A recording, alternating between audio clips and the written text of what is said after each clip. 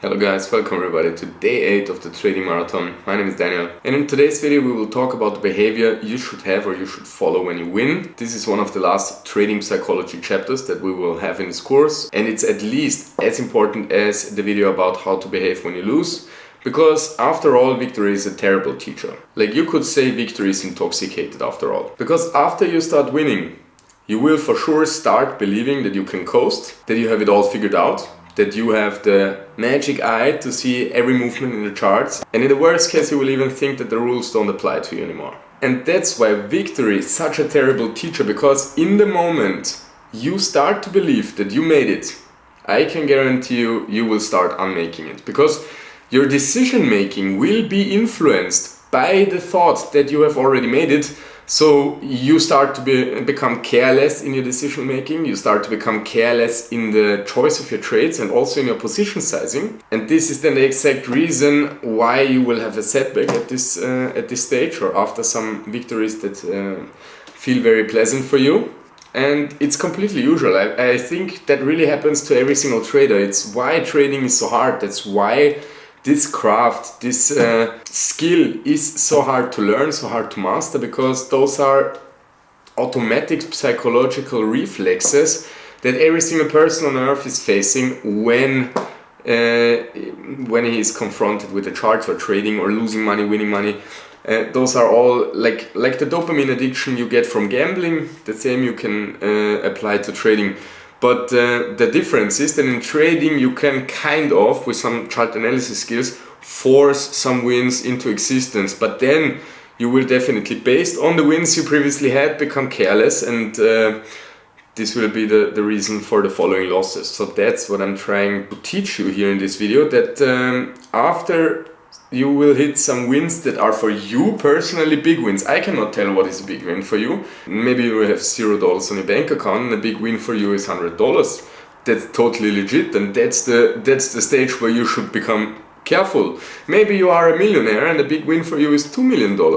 So that's the moment for you personally when you should become careful. Maybe you have 50k and a 20k win is for you the moment where you start thinking that you have made some serious amount of money. Then that's the moment when you should start becoming careful. Or not becoming careful. What I actually want to tell you is that you should not become careless. What you should actually do is stick to the exact same strategy that brought you there, not change anything at all, not become more careful, not become more careless. You should just watch out that you not become careless. Yes, that's more likely the point. That's kind of the point that I want to make in this video, because you need to remember, everybody can win once, but the ones who consistently win, those are the type of people, those are the type of trader that you for sure want to become. Because I make you an anecdote. Every single person on earth, doesn't matter if they are in good shape or in bad shape, or in good condition or a bad condition, every single person can run a half marathon once. But the people who run it every single day, day after day after day, long after the novelty is gone, those are the people you call runners. And the same is with trading. Even with zero skills, every single person on earth can by accident make a successful trade once. But the ones who consistently open positions and close them when they are in profits, those are the people the society is calling traders. And those are the kind of people, or those is the kind of behavior you want to adopt. So that's a very important point that I'm making here. Trust me, I'm speaking from experience, because this is a kind of like an unlimited game that will challenge you every single time, again and again and again. Because when you start out, or for me personally it was like that, when I started out trading I had nearly no money, you know. So when I first time won, let's say, $2,000, it was a lot for me, and I started to think that I'm a very smart person, very good in chart analysis, and guess what? I lost the $2,000, obviously. And then I switched back to my initial strategy with my initial risk management, and I started growing myself up to, let's say, I don't know, what was it, 20k, 25, 30. Then I started thinking, wow, I made it, that's a lot of money for me, and guess what? Then I lost it. I mean, that was 5 years ago, 4.5. I don't know. I cannot even remember the exact amounts of money because it happens so often. You know. Then when I made the first 100K, I can remember very detailed because that was when I got out of a plane and I nearly got a heart attack. You know, I screamed at every single body in this fucking plane. I got rich. I made a lot of money, and you know what happened? Because I got so excited, I can clearly remember it, I see it clear as day. I got so excited that I did not close the position. I started making an Instagram story, you know, obviously. Did not close the position, my battery ran off, and on the way home in the cab, my trade went against me and I lost those 100K. In fact, that's the best, now I remember it. I am sure most of you who follow this channel since many years can also remember it, because I think it's even documented in this channel, if I'm not wrong, if I'm not mistaken. Must have been for 3 years ago or something. Yes, so that's the exact point I want to make. The individual amount of money that is for you personally much, that is the amount of money that will trigger you emotionally, and that is the exact moment when you will tend to make mistakes because of all those endorphins and positive emotions and so on. So that's exactly what you should be preparing for in advance so that it doesn't happen to you when it actually happens, you know?